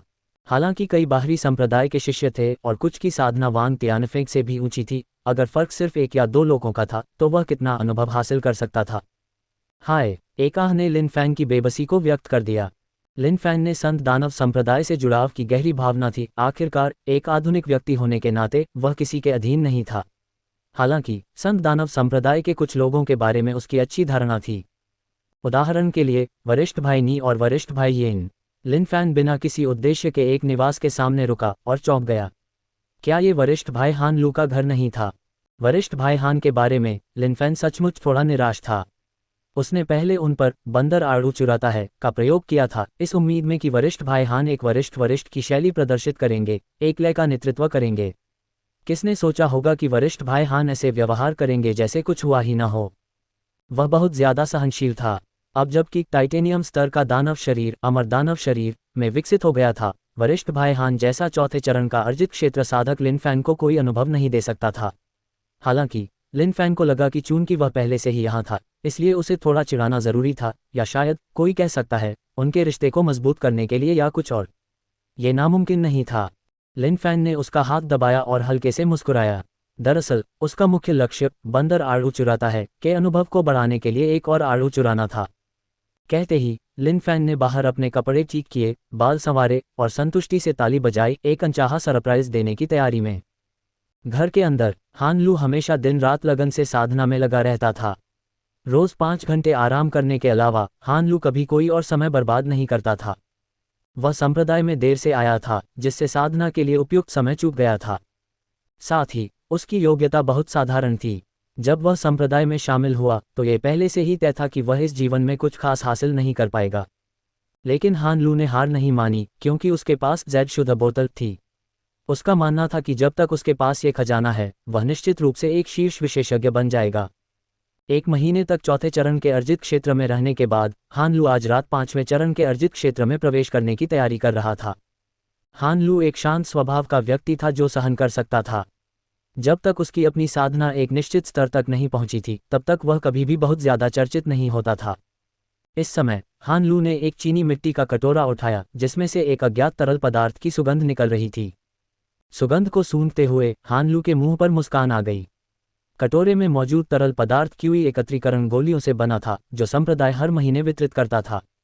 हान लू ने 2 महीने तक कड़ी मेहनत से इन्हें इकट्ठा किया था, आखिरकार इन्हें पीसकर पाउडर बनाया और फिर पानी में मिलाया। जल्द ही उसे बस आकाशीय वसाओस की एक बूंद डालने की जरूरत थी, और शायद वह छठे चरण के अर्जित लोक में भी प्रवेश कर सकता था। हान लू ने उत्साह से अपनी मुट्ठियां भींच लीं। जब तक उसकी साधना में सुधार होता रहेगा, उसे भविष्य में उच्चाधिकारियों का ध्यान आकर्षित करने की आशा अवश्य रहेगी। एक बार जब वह उनका ध्यान आकर्षित कर लेगा, तो वह अपनी वर्तमान स्थिति के विपरीत अधिक संसाधनों का आनंद ले सकेगा। हान लू को हर महीने क्यूई गैदरिंग पिल जैसी निम्न श्रेणी की औषधीय गोलियों के साथ भी मितव्ययिता बरतनी पड़ती थी। फिर हान लू ने पिछले कुछ महीनों की अपनी कड़ी मेहनत का फल लेते हुए जैद शुद्ध बोतल निकाली और उसमें आकाशीय वसाओस टिपकाए। वह द्रव, जो पहले से ही मनमोहक सुगंध से भरपूर था, अब और भी मनमोहक हो गया। हान लू ने संतुष्टि से सिर हिलाया, फिर कटोरा थामे दरवाजे पर खड़ा हो गया और दरवाजे के छेद से बाहर रात के आसमान को देखने लगा। मैं जरूर इंसानों के बीच ड्रैगन बनूंगा, ब्रह्मांड पर राज करूंगा, दुनिया के सभी लोग मेरी पूजा करेंगे। हान लू ने जोश से अपने महान आदर्शों का बखान किया, फिर कटोरा उठाया, उसे एक ही घूंट में पीने के लिए तैयार। धम्म। वरिष्ठ भाई हान, आपके कनिष्ठ भाई बिना बुलाए ही बातचीत करने आ गए हैं। मुझे आश्चर्य है कि क्या आपके पास समय है। लिन फैन, मानो अपने घर पहुंच गया हो, ने एक हाथ से दरवाजा खोला और फिर मुस्कुराते हुए चिल्लाया। अरे वरिष्ठ भाई हान, आप कहाँ हैं? लिन फैन हैरान रह गया जब उसने अंदर किसी को नहीं देखा। वरिष्ठ भाई हान कहाँ गए? इस समय लिन फैन ने देखा कि उसके पैर थोड़े गीले थे। करीब से देखने पर उसने पाया कि उसके पैरों के नीचे की जमीन पूरी तरह गीली थी, जिस पर पानी के कई दाग थे। वरिष्ठ भाई हान, आप दरवाजे के पीछे क्यों हैं? लिन फैन चौंक गया। उसने दरवाज़ा खोला और देखा कि हान लू बेवकूफ़ी से दरवाजे के पीछे खड़ा है। उसकी आंखें खाली हैं, मानो उसने सारी उम्मीद खो दी हो। हान लू का शरीर थोड़ा कांप उठा, उसकी खाली आंखें जमीन पर पड़े गड्ढे को घूर रही थीं, जिन औषधीय गोलियों को पाने के लिए उसने महीनों मेहनत की थी। लिन फैन की नज़रें इधर उधर घूम गईं। बड़े भाई हान का ये रूप देखकर मानो उसने कोई प्यारी चीज़ खो दी हो। लिन फैन को एहसास हुआ कि उसने शायद मुसीबत खड़ी कर दी है। आगे क्या करे यह न जानते हुए लिन फैन ने अपना सिर रगड़ा। ओह, मैं गलत दरवाजे पर चला गया। बड़े भाई हान, मुझे लगा कि यह मेरा घर है। बड़े भाई हान, मुझे माफ़ करना, आपके छोटे भाई अब चले जाएंगे। लिन फैन ने हान लू के जवाब का इंतजार नहीं किया, जल्दी से दरवाज़ा खींचा, उसे बंद करके वापस जाने की तैयारी की। रुको। लेकिन जैसे ही लिन फैन पीछे हटने ही वाला था, हान लू बोल पड़ा। लिन फैन ने बड़े भाई हान की तरफ देखा और मूर्खतापूर्ण मुस्कान दी। बड़े भाई हान, और कुछ है क्या? लिन फैन ने पूछा। कुछ नहीं, आप जा सकते हैं। हान लू का शरीर जोर से कांप उठा, लेकिन उसने खुद को शांत रखने की कोशिश की, जिससे लिन फैन थोड़ा डर गया। कभी कभी अपनी क्यूई को इस तरह रोककर रखने से शरीर को बहुत नुकसान पहुंच सकता है। लिन फैन ने कुछ नहीं कहा और तुरंत पीछे हट गया। लिन फैन के जाने के बाद हान लू ने सामान्य भाव से दरवाज़ा बंद कर दिया, और दरवाज़ा बंद होते ही हान लू के होश उड़ गए। धमाका! हान लू जमीन पर घुटनों के बल बैठ गया। जमीन पर पड़े गड्ढे को देखते ही उसके चेहरे पर आंसू बहने लगे। हान लू, मैंने कौन से बुरे कर्म किए हैं? मुझे ऐसी स्थिति का सामना क्यों करना पड़ा? लिन फैन, अगर मैं तुम्हें इस जीवन में नहीं मारता तो मैं इंसान होने के लायक नहीं हूँ। इस क्षण हान लू के हाव भाव बदल गए, वह तुलनीय रूप से क्रूर हो गया, उसका आक्रोश आसमान छू रहा था। हान लू रोया, उसके चेहरे पर आंसू बह रहे थे। फिर वह उठा, दरवाज़ा थोड़ा खोला और ध्यान से बाहर देखा। ये सुनिश्चित करने के बाद कि बाहर कोई नहीं है, उसने तुरंत दरवाज़ा जोर से बंद कर दिया और फिर ज़मीन पर लेट गया। इस समय शांत कमरे में केवल फुसफुसाहट की आवाज़ आ रही थी। अगर लिन फैन अभी भी यहाँ होता तो वह अविश्वास में अपनी आंखें जरूर ढक लेता। घिनौना, ये सचमुच बहुत घिनौना था। अल्पविराम। औषधि शक्ति अभी भी है। हान लू, जो पहले दिल टूटा हुआ था, अब खुशी से झूम उठा। फिर उसने बेतहाशा चाटा, इतनी जोर से चाटा कि आसमान और जमीन हिल गई, मानो नीले पत्थर के फर्श में एक छेद हो गया हो। जमीन पर लगे सारे पानी के दाग सूख जाने के बाद वह तुरंत बिस्तर पर पालती मारकर बैठ गया और साधना करने लगा। ज्यादातर औषधि शक्ति खत्म हो चुकी थी। छठे चरण के अर्जित लोक के लिए शायद कोई उम्मीद नहीं थी, लेकिन पांचवें चरण के अर्जित लोक के लिए अभी भी उम्मीद की एक किरण थी। अल्पविराम। लिन फैन अपने घर लौट आया, फिर अपने पैरों को ऊपर उठाया, अपने हाथों को सिर के पीछे बांधा और बिस्तर पर लेट गया। लगता है बड़े भाई हान भी कोई साधारण इंसान नहीं है, लिन फैन ने मन ही मन बुदबुदाया। जमीन पर पड़े गड्ढे से तेज खुशबू आ रही थी। जो कोई भी मूर्ख नहीं था, वह समझ जाता कि यह एक अच्छी बात है। और लिन फैन जानता था कि यह क्या है। वह समझता था कि यह ऐसी चीज़ नहीं है जिसे कोई साधारण बाहरी संप्रदाय का शिष्य प्राप्त कर सके। हालांकि लिन फैन को यकीन नहीं था कि वरिष्ठ भाई हान ने इसे कैसे प्राप्त किया, लेकिन ये बातें लिन फैन के लिए उतनी महत्वपूर्ण नहीं थीं। इस प्रणाली के होने से वह पहले से ही अविश्वसनीय रूप से अद्भुत बन गया था। अगले दिन सुबह लिन फैन हमेशा एक कहावत पर विश्वास करता था, जो पहले उठता है उसे कीड़ा मिलता है।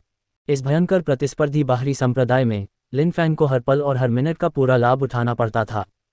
सुबह, दोपहर और दोपहर, हर दिन लिन फैन केवल इन 3 समयावधियों के दौरान ही बाहरी संप्रदाय के सभी शिष्यों को देख पाता था। बाकी समय बाहरी संप्रदाय के वे शिष्य अपने कमरों में साधना करते रहते थे, और लिन फैन की राय में वे इतने एकांतप्रिय थे कि उसे चिंता होती थी कि कहीं इससे उन्हें कोई समस्या तो नहीं होगी।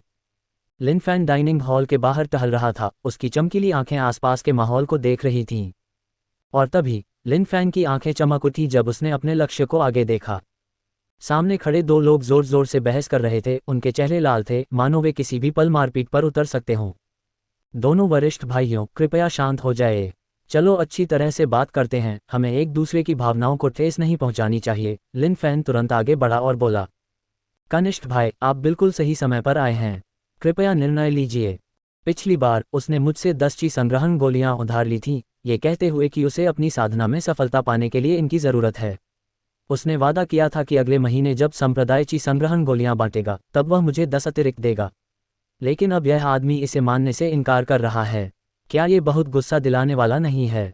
बोलने वाला व्यक्ति ज्यादा हट्टा कट्टा नहीं था और उसके चेहरे पर बहुत गुस्सा था।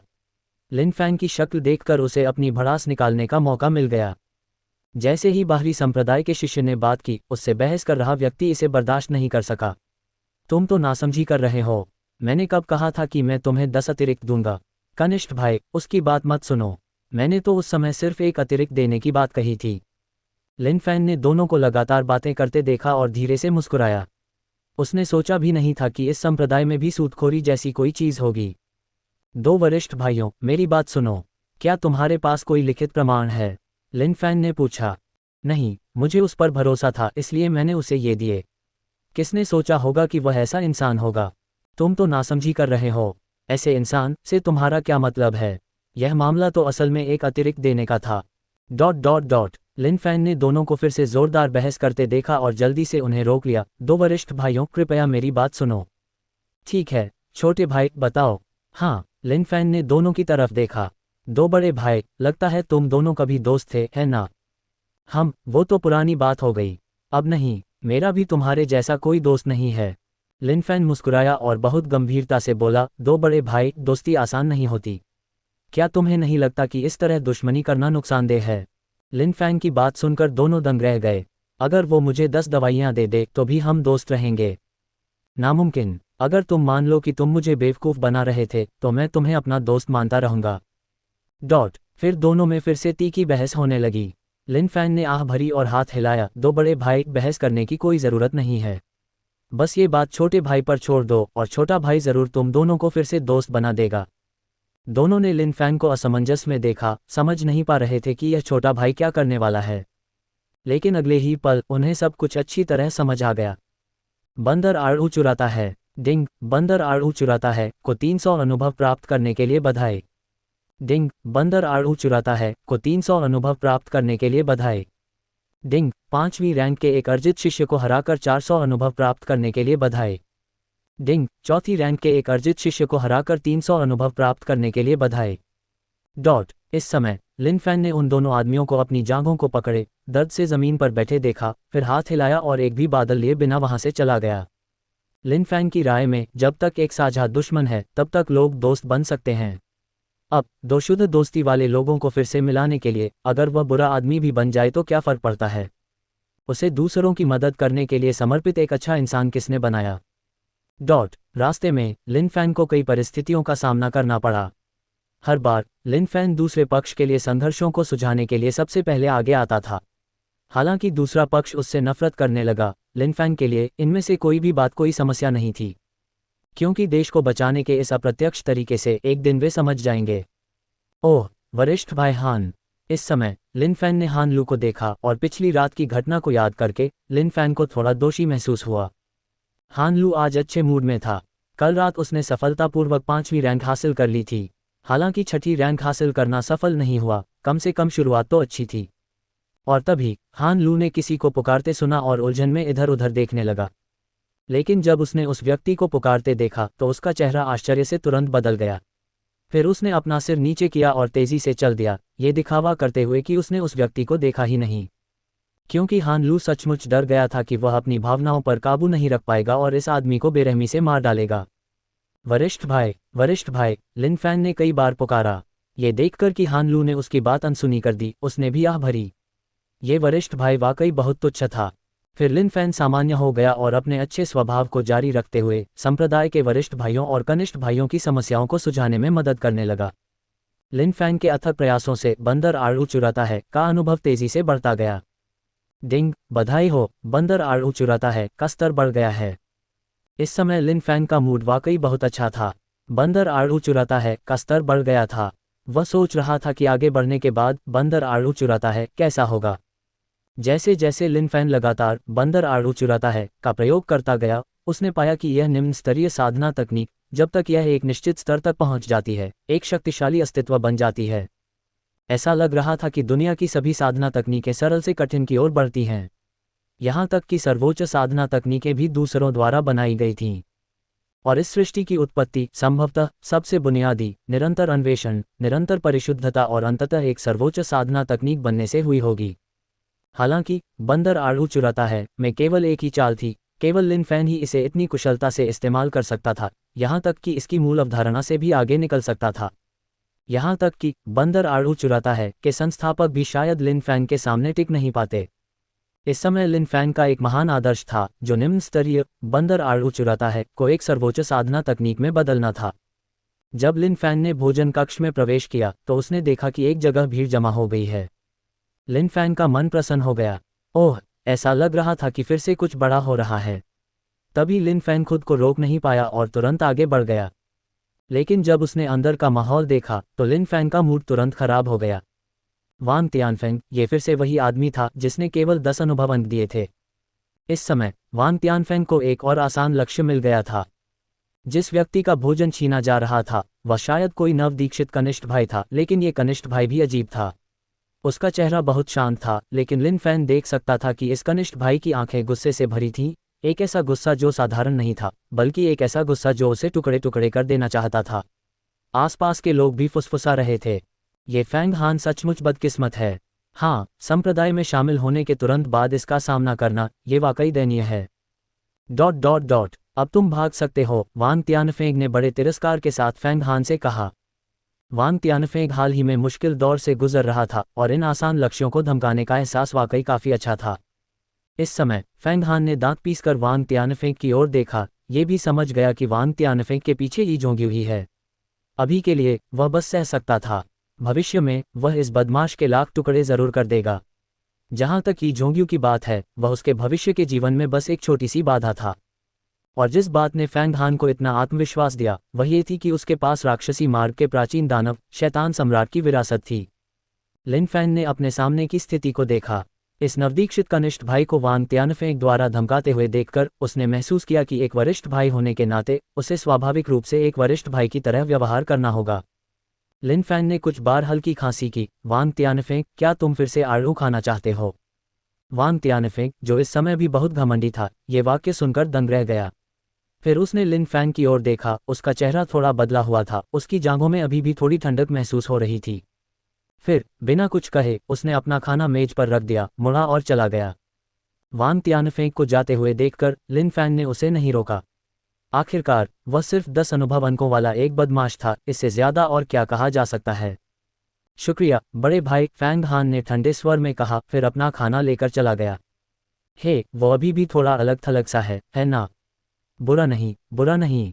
लिन फैन मुस्कुराया। किसी व्यक्ति में जितना ज्यादा चरित्र होता है, लिन फैन उसे उतना ही ज्यादा पसंद करता है, क्योंकि ऐसे चरित्र वाले लोग भविष्य में आगे बढ़ पाते हैं और अनुभव के बच्चे बन पाते हैं। जब भी रात होती, संत दानव संप्रदाय के बाहरी संप्रदाय के शिष्यों के आवाज बहुत शांत हो जाते, इतना शांत कि कुछ कुछ डरावना सा लगता था। लेकिन इस समय एक व्यक्ति रात के अंधेरे में विभिन्न संप्रदाय के शिष्यों के आवासों में चुपके से घूमता रहता था। इस समय बाहरी संप्रदाय में लिन फैन को आगे बढ़ने का कोई रास्ता नहीं मिल रहा था, इसलिए उसने अपनी सारी ऊर्जा अपने उपपेशे में लगा दी। लिन फैन का स्वभाव बहुत जिद्दी था, ये शिल्पकार का पेशा पहले से ही चौथे दर्जे का था, फिर भी उसने एक भी अच्छी वस्तु नहीं गढ़ी थी, जिससे लिन फैन थोड़ा नासमझ था। बाहरी संप्रदाय के शिष्यों के आवासों के बीच हमेशा एक छोटा सा रास्ता होता था और यही रास्ता लिन फैन का छिपने का स्थान था। जब लिन फैन लक्ष्य की तलाश करता तो वह अंधाधुंध खोज नहीं करता, बल्कि वह उन शिष्यों की तलाश करता जिनकी बत्तियां बुझ गई थीं और जो पहले ही सो चुके थे। इस समय लिन फैन को सफलतापूर्वक एक लक्ष्य मिल गया और उसने कार्रवाई शुरू कर दी। लिन फैन ने दीवार पर एक ढीली जगह से एक ईंट निकाली, फिर उसे भट्टी में फेंका और ईंट बनाना शुरू कर दिया। डिंग, क्षतिग्रस्त ईंट बनाने के लिए बधाई, अनुभव जोड़े 1। आज का पहला प्रयास अच्छा नहीं रहा और लिन फैन ने बस तिरस्कारपूर्वक उपहास किया। अरे बदमाश, मैं आज भी तुम्हारे साथ ऐसा ही करूंगा। अगर हिम्मत है तो मुझे कचरा देते रहो। फिर बिना एक और शब्द कहे लिन फैन ने अपना मेहनती काम शुरू कर दिया, ईंटें उठाकर भट्टी में डाल दी। डिंग, मिट्टी का ढेर बनाने के लिए बधाई, अनुभव जोड़े 1। डिंग, क्षतिग्रस्त ईंट बनाने के लिए बधाई, अनुभव जोड़े 1। डिंग, क्षतिग्रस्त ईंट बनाने के लिए बधाई, अनुभव जोड़े 1। जैसे जैसे समय बीतता गया, लिन फैन का दिल फटने ही वाला था। क्या इसका कोई अंत नहीं है? क्या तुम मुझे कुछ अच्छा नहीं दे सकते? लिन फैन बुदबुदाया, उसका चेहरा लाल हो गया था और उसकी आंखें चमक रही थीं। इस समय लिन फैन गढ़ाई के काम में तल्लीन था, जबकि कमरे में बस एक दीवार दूर फेंग हान बिस्तर पर लेटा हुआ था, उसका पूरा शरीर मानो किसी भी चीज से रहित था।